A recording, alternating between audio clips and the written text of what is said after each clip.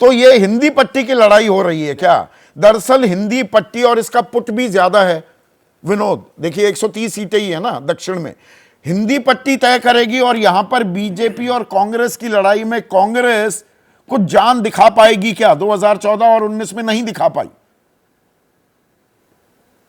या दिखा रही है क्या 2 चरण के बाद? आपका आकलन?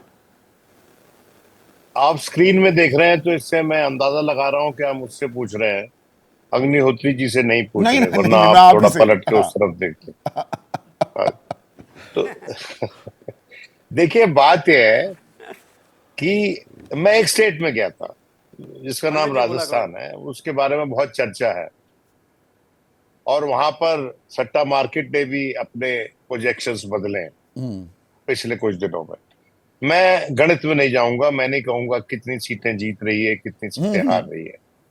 एक छोटी सी बात मैं कहना चाहता हूं कि 25 में से 25 कांग्रेस को, बीजेपी को किसी हालात पे नहीं आ रहे। उनका आंकड़ा वहां पर गिरेगा। कितना गिरेगा इस पे हम चर्चा कर सकते हैं, और उसका मुख्य कारण क्या है? उसका मुख्य कारण यह है कि वहां पर जात के नाम पर वोट डल रहा है, और कुछ जातें हैं जो बीजेपी से क्षुब्ध है, नाराज है। मिसाल के तौर पे वेस्टर्न राजस्थान का जाट नाराज है, उसके कारण है, राजपूत नाराज है। और रही बात 400 पार की, तो उसके चलते जो दलित और जो मुस्लिम और जो ट्राइबल समाज है, उनमें एक व्यथा है, डर है, 400 पार का डर है। प्रधानमंत्री तो अब ये कह रहे हैं ना, आफ्टर थॉट है उनकी, कि बीजेपी कांग्रेस जो है वो आपका आरक्षण छीन के हाँ हाँ, वो मुसलमानों चेंज को हुआ देना है। चाहती है। 3 दिनों में 400 पार की हाँ तो ताल नहीं, अब ये सफाई दी जा रही है कि 400 पार इसलिए मांगे जा रहे हैं कि आपका हक ना छीन ले कांग्रेस। हाँ, और क्योंकि शुरू में सजेशन ये था कि 400 पार लेके बीजेपी आरक्षण खत्म करेगी, आप समझिए इस बात को।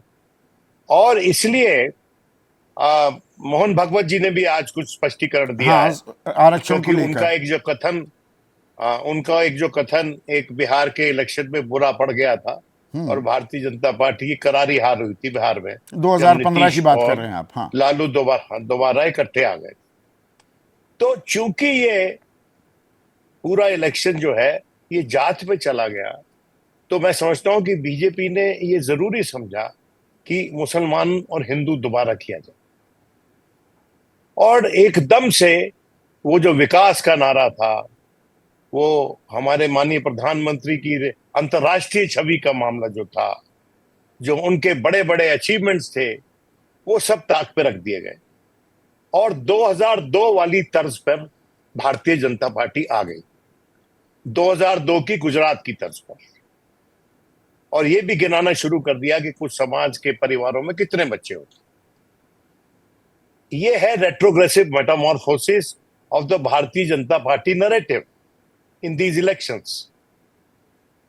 और इस रेट्रोग्रेसिव मेटामॉर्फोसिस के चलते ये सब आंकड़े लगाए जा रहे हैं, पर ये इस सब अटकलें समय लगाई जा रही हैं। नहीं, आप जो बीजेपी की बात कर रहे हैं विनोद, कांग्रेस अगर जी अच्छा जी। प्रदर्शन करती है अपनी रणनीति के चलते है, बाय डिफॉल्ट लोग नाराजगी के चलते उनकी तरफ जा रहे हैं, चुनाव स्थानीय हो रहे हैं, या कांग्रेस कोई नैरेटिव क्रिएट कर पा रही है? सवाल यहां भी अटकेगा ना। देखिए आज के दिन कोई भी एक पैन इंडिया नैरेटिव नहीं है, एक बात को छोड़कर, का हमारा आईन खतरे में है, हमारा लोकतंत्र खतरे में है।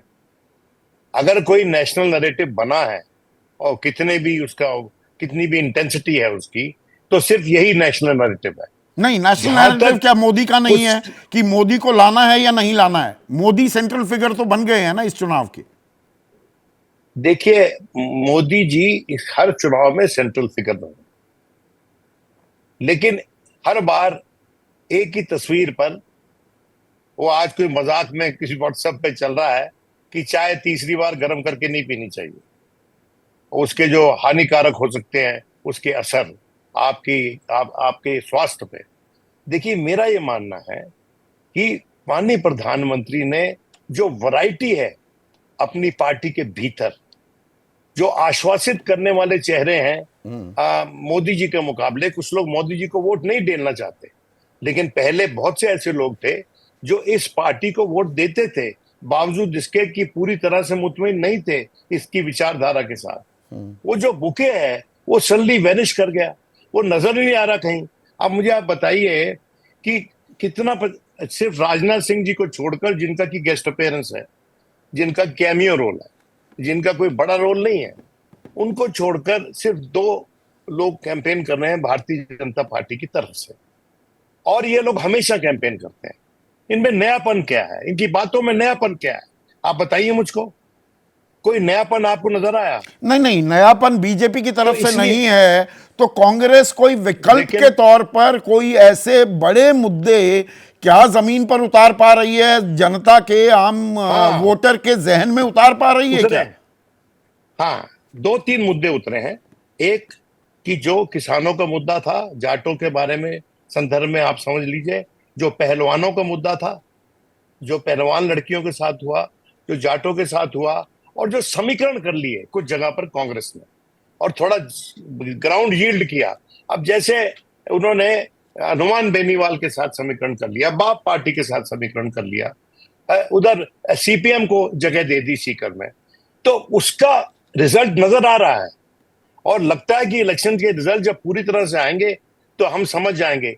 एक आकलन ये भी है कि सिर्फ राजस्थान में भारतीय जनता पार्टी 10 सीट का लॉस होगा उसको, ये 8 से 10 सीट। ये ऐसे आकलन 2019 में भी बहुत हुए थे, पर विनोद, मैं इसीलिए वो दूध का जला छाछ भी फूक फूक कर पीता है।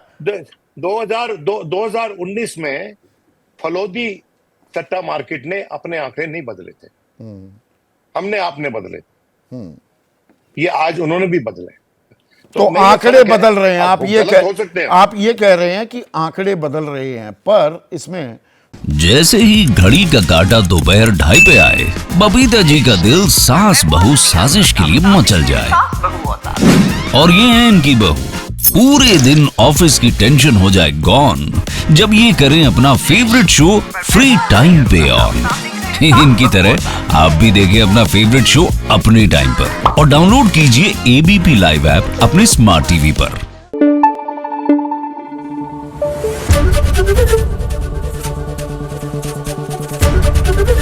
एबीपी न्यूज आपको रखे आगे।